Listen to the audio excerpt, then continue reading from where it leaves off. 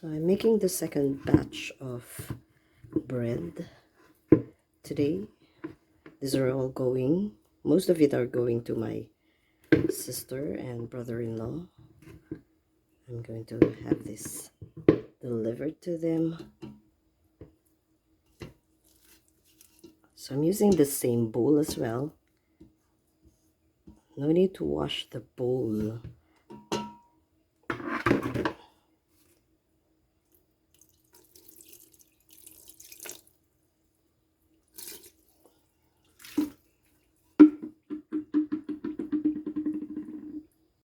This is now my garlic and onion focaccia.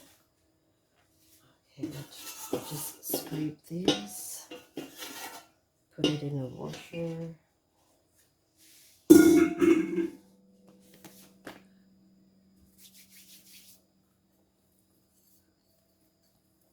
It's going to be a very sticky and wet dough. I'm that kind of baker who likes to work with sticky doughs.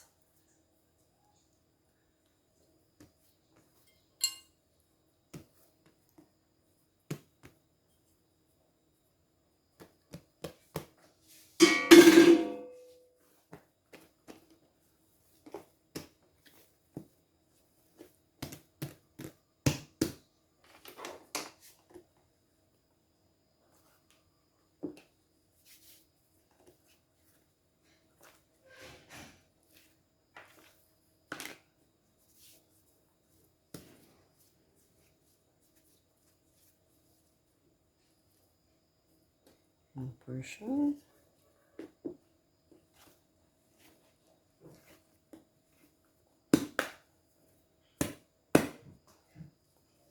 So you can make a pizza crust out of this, you can make a calzone, you can make French bread, you can make pita bread, focaccia, ciabatta. You can also make a bagel out of this, but this is way too sticky for a bagel though.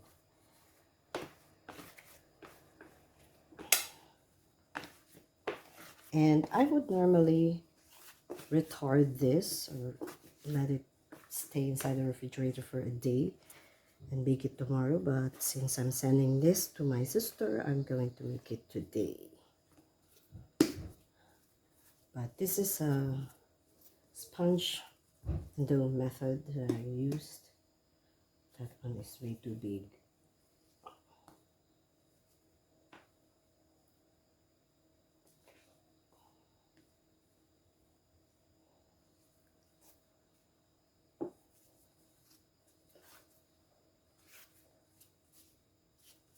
I'm making larger round focaccias this time, just so I can finish faster. Since I have a lot of other things to do.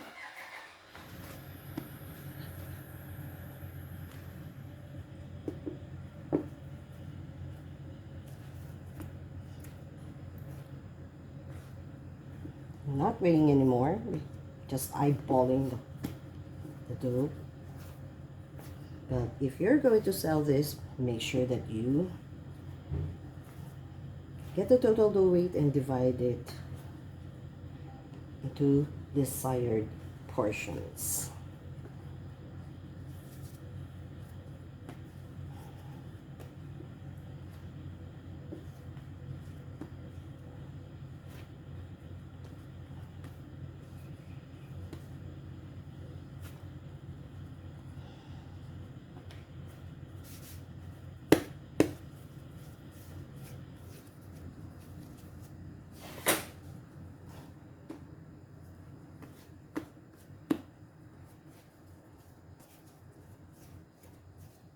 Look at how smooth the dough is. I'm not going to eat this, but if this is going to be my focaccia, this is going to have some quinoa, flaxseed, any type of whole grain, whole wheat flour.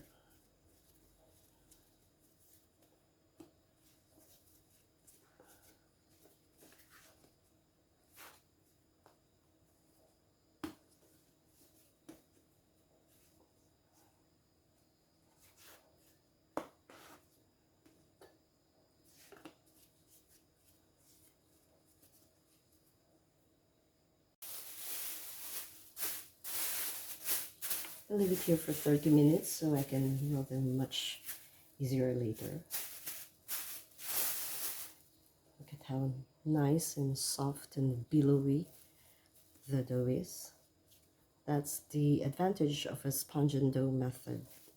It mixes fast and the dough has that soft, billowy texture to it. Okay, stay there. How many did I make? This is 1 kilogram, 2, 4, 6, 8, 10, 12, 13.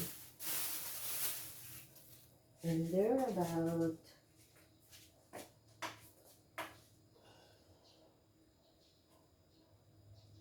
170 grams each, pretty much. I'm saving some of the dough, maybe 4 pieces. And I'm going to put it inside this plastic and stick it in my freezer for future use. I don't know, maybe I think I might do some French bread. So coat it with flour, or you can spray some oil in your plastic so the dough won't stick. I just don't want to add too much fat in my dough anymore, so I'm going to just use some flour. See that only 25 minutes has passed, and no, not maybe 10 minutes, and the dough has already risen very well. So this is how I do it. Make sure that the plastic is large, probably 4 times the size of your dough. Let the air out and then tie it at the very end. And don't put it inside the refrigerator. Stick it directly into your freezer.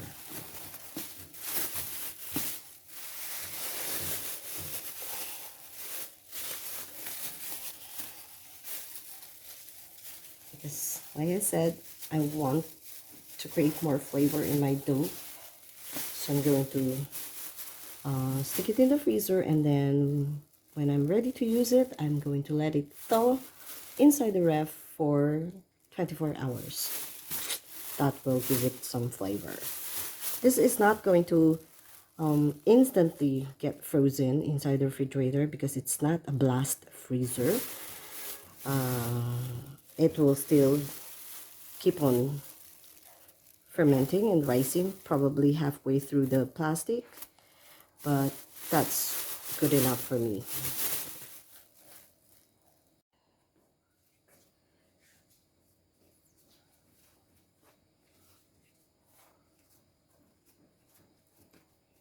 My sister will love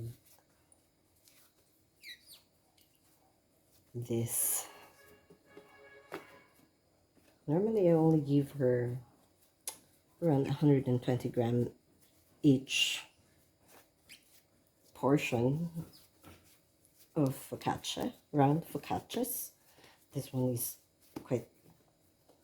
way much bigger because I want to finish fast.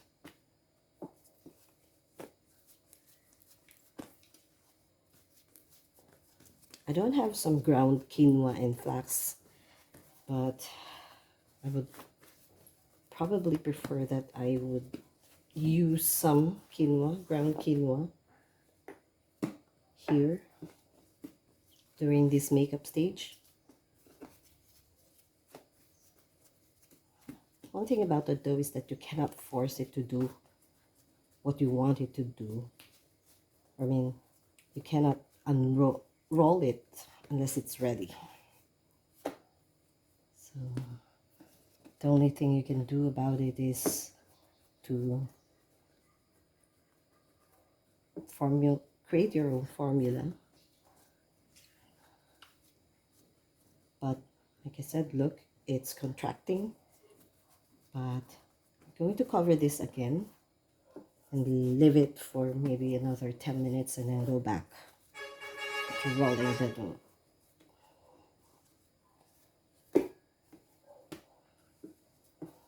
So beautiful to work with.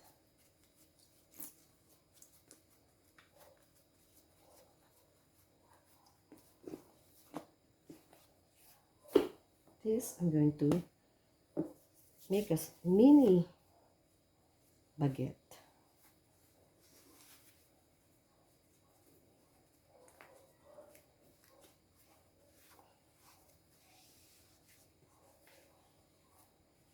See, I did not deflate it.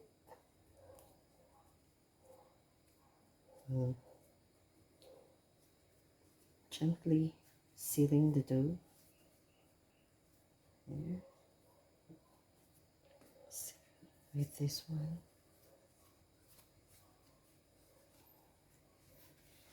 I hope you're here so that you can feel the dough.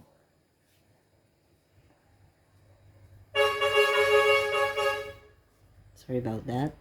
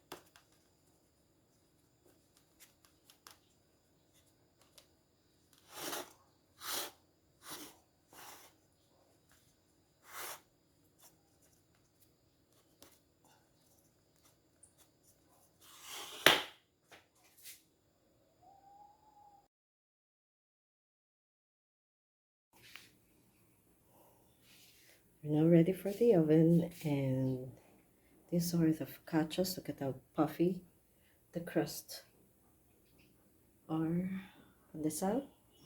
Cinnamon roll, the loaf bread, more cinnamon roll with a flower design on in the center, ensaimadas with cream cheese, focaccia, and more focaccia.